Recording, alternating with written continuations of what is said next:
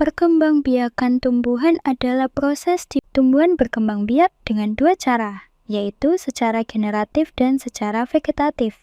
Perkembangbiakan tumbuhan secara generatif adalah proses perkembangbiakan melalui penyerbukan. Penyerbukan ialah proses apabila serbuk sari jatuh ke kepala putik. Dalam proses penyerbukan terdapat 4 cara, yaitu penyerbukan sendiri, penyerbukan tetangga, penyerbukan silang, dan penyerbukan bestar. Yang pertama yaitu penyerbukan sendiri. Penyerbukan ini terjadi di dalam satu bunga. Yang kedua, penyerbukan tetangga. Penyerbukan ini terjadi apabila serbuk sari jatuh ke kepala putik bunga lain tetapi masih satu tanaman. Yang ketiga, penyerbukan silang. Penyerbukan ini terjadi apabila serbuk sari jatuh ke kepala putik pada bunga tanaman lain tetapi masih satu jenis yang sama.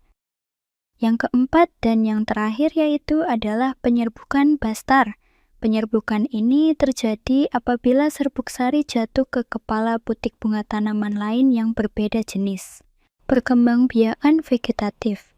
Perkembangbiakan vegetatif adalah perkembangbiakan tumbuhan tanpa melalui proses perkawinan atau tanpa biji.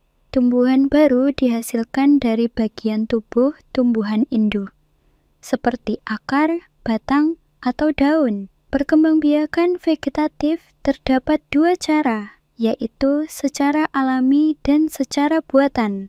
Contoh perkembangbiakan vegetatif alami adalah 1.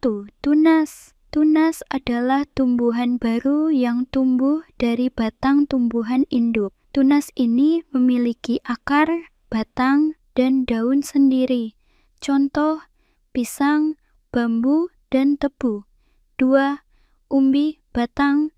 Umbi batang adalah batang yang tumbuh di dalam tanah dan membesar, menyimpan cadangan makanan. Pada umbi batang terdapat mata tunas yang dapat tumbuh menjadi tumbuhan baru. Contoh, kentang dan ubi jalar. Perhatikan kentang. Setiap mata pada kentang adalah tunas yang bisa tumbuh menjadi tanaman kentang baru. 3. Umbi akar. Umbi akar adalah akar yang membesar dan menyimpan cadangan makanan. Berbeda dengan umbi batang, umbi akar tidak memiliki mata tunas. Tumbuhan baru tumbuh dari tunas yang muncul di sekitar umbi akar.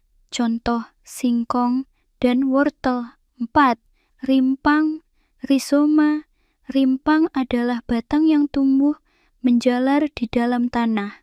Pada rimpang terdapat ruas-ruas dan buku-buku. Dari situlah tunas baru dapat tumbuh. Contoh, jahe, kunyit, dan lengkuas. 5. Geragih. Geragih adalah batang yang tumbuh menjalar di atas tanah. Pada buku-buku stolon akan tumbuh akar dan tunas yang membentuk tumbuhan baru. Contoh, stroberi dan rumput teki. Selain perkembangbiakan secara vegetatif alami, ada juga perkembangbiakan secara vegetatif buatan. Beberapa contohnya adalah 1. Cangkok. Metode ini dilakukan dengan mengupas sebagian kulit batang tumbuhan, lalu membungkus bagian yang terkupas dengan media tanam yang lembab, misalnya tanah atau campuran gambut dan pasir, hingga akar tumbuh. Setelah akar terbentuk, bagian batang yang telah berakar dipotong dan ditanam sebagai individu baru. 2. Stek. Stek adalah perkembangbiakan dengan menanam potongan bagian tumbuhan, seperti batang daun atau akar yang mampu membentuk akar dan tunas baru. 3. Sambung.